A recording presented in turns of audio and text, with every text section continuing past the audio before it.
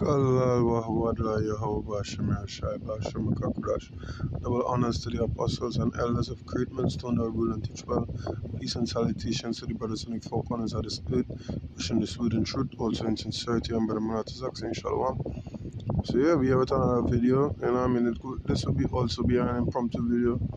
And we just came across this as I got home from the cotton field here. You know what I mean? And we go just touch on it straight to the point as usual. It's a leaked ministry docs reveal Israel protecting 2,000 plus child sex predators from U.S. extradition. Israeli has repeatedly blocked U.S. extradition requests for child sex offenders according to more than 2,000 internal government case files.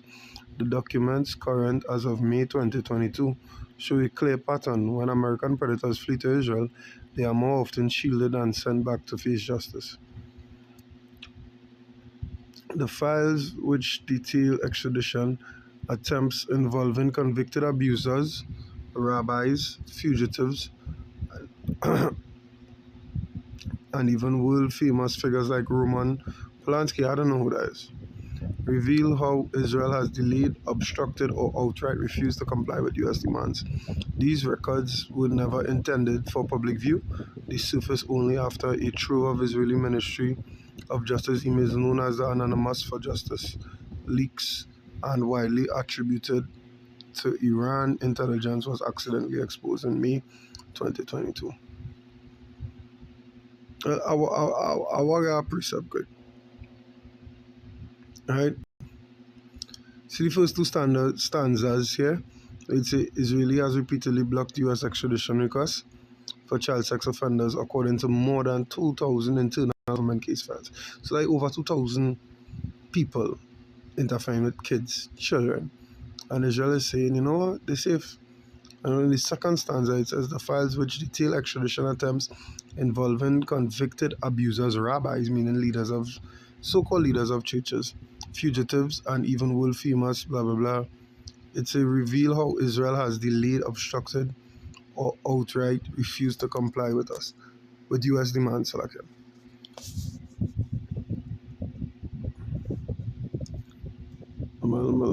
me get a precept on that one time. A precept come to mind and like I can't hold it until I finish reading.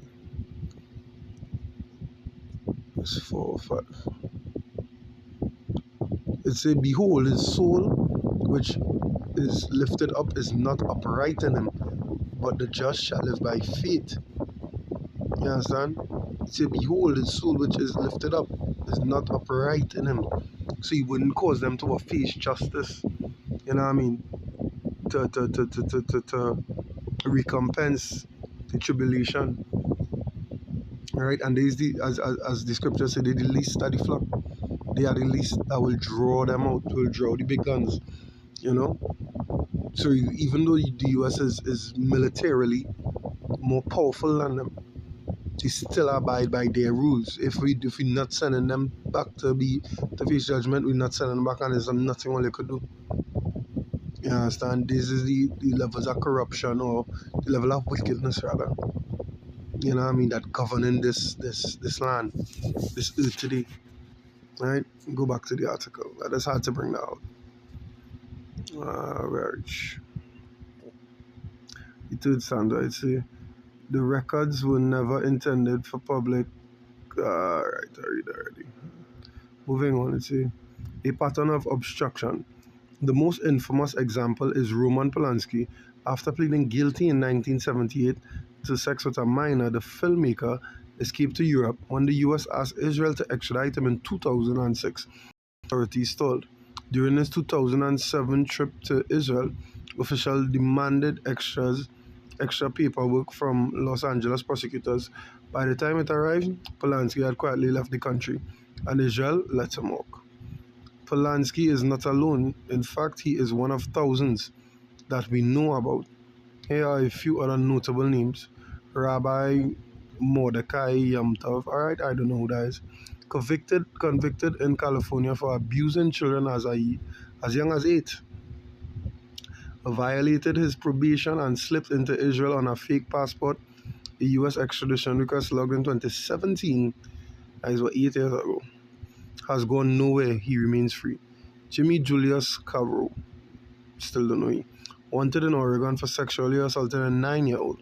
Also escaped to Israel. He was later sentenced there for raping 2 little girls but has never been sent back to face U.S. justice, despite an official request filed in 2021. Rabbi Gershon Krankser, well, that is pronounced it, accused for horrific child abuse. Fled to Israel in 2010. All right, let me tap that because we could tap that. Let me see what horrific child abuse is. Former yeshiva principal sought on abuse charges. A former Brooklyn yeshiva principal and three of his sons sexually abused four of the principal's other children, molesting one of the victims over 15 years, the authorities said Friday. The police are still looking for the man, Rabbi Gershon Krankser, 58, and one of his sons. Okay. Alright. We can't read no more into it unless we. But this was a New York Times post, as we see here, December 3rd, 2010. Alright, so, alright, this was a link to the article. Alright, can. Alright, so he and his sons, Rabbi Gershon Krankser and his son, and them interfering with children. What a life.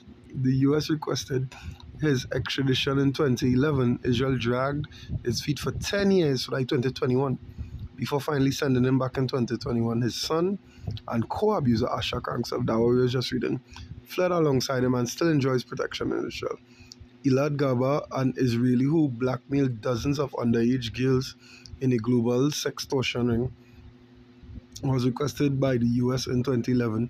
Israel acted in 2020, nearly a decade later. The pattern is undeniable. When the crimes involve children, Israel bends over backward to shield the perpetrators. Yeah, but Israel per se is not alone in it, because why, America still supporting them and still giving them funds and so on and so forth. Alright? We have a couple more standards.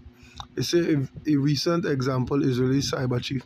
The culture of protection extends to the highest levels of the Israeli state. Just this summer, Israel's own cyber intelligence chief, Tom Artyom Alexandrovich, was arrested in Las Vegas during a police sting targeting child predators. According to arrest records, he tried to lure an undercover officer posing as a 15-year-old girl to Cirque de I think Cirque Soleil. So, however it is pronounced, I come across the term already, show for sex. Right? And now, you understand it, I've met, right, who claiming to be true Hebrew Israelites. You know what I mean? True men of the Lord. They go bring out this. But because the apostle and elders bring out the fact that, hey, grape is in the scriptures, and you know what I mean, is a fine to pay when you grape somebody. They coming up against them like they graping people themselves. But you wouldn't hear them bring out nothing like this. Right? Talking about the small hatters and how they promote it and how they do it today. You understand? None of the elders ever say, hey, we just tell men go and do that. All we say is, hey, that is there. That is there. That is all we say. That is all the elders said. Right? But they want to come up and say, hey, we just teach people to do. No, we don't teach people to do that. Our brother will never tell, our true man of the Lord under GMS will never tell a brother, hey, you know what I mean? Because the scriptures also say what to do, obey the law of the land. Alright? Under the law of the land, that is rape. That is grape. You understand? It is grape. So you'll never hear allow apostle tell any other member of GMS, hey, that is okay. No. We look down on it, we frown upon it. You know what I mean? We will deal with it to suit. But we do promote that. But yet still these rabbis and celebrities and so on doing it. But you do hear them bring it out when they doing the so-called teachings and so on and so forth, right? It's just a little side note.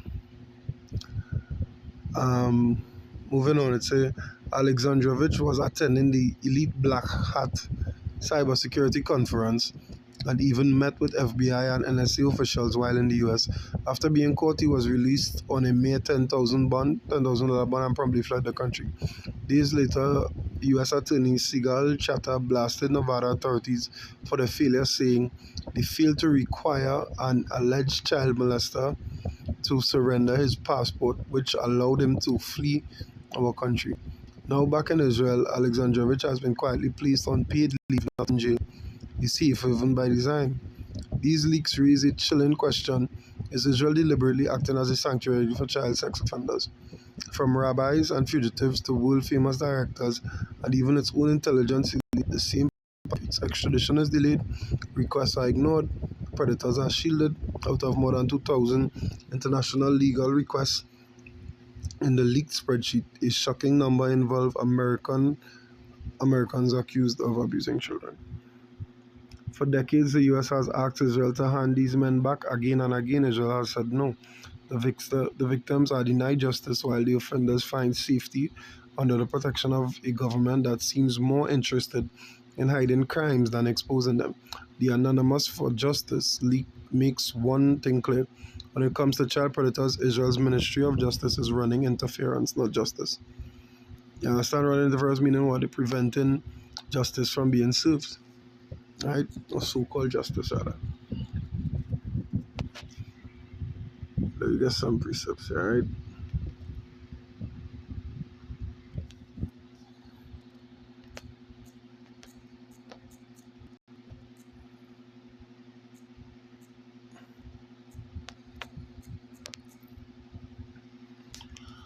This bit, but 1 second here.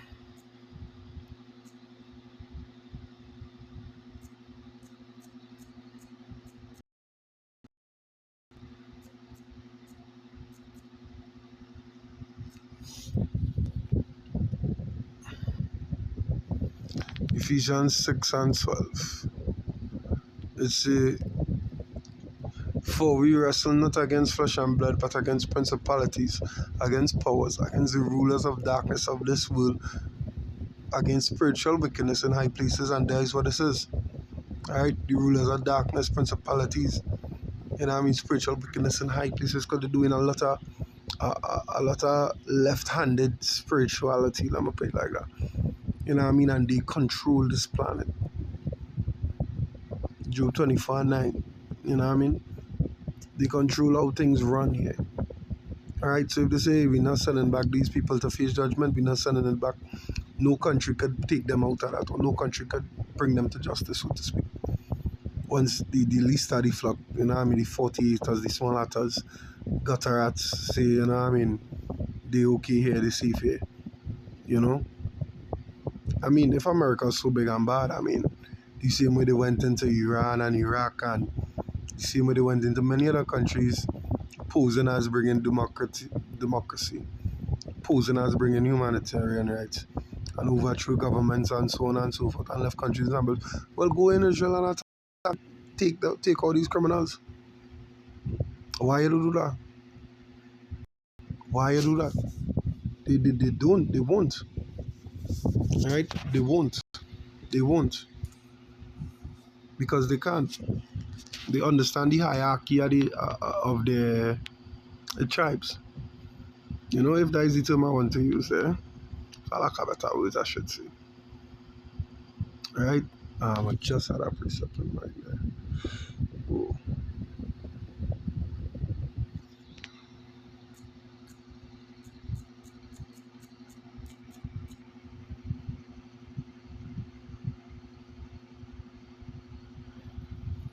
Proverbs 29:2.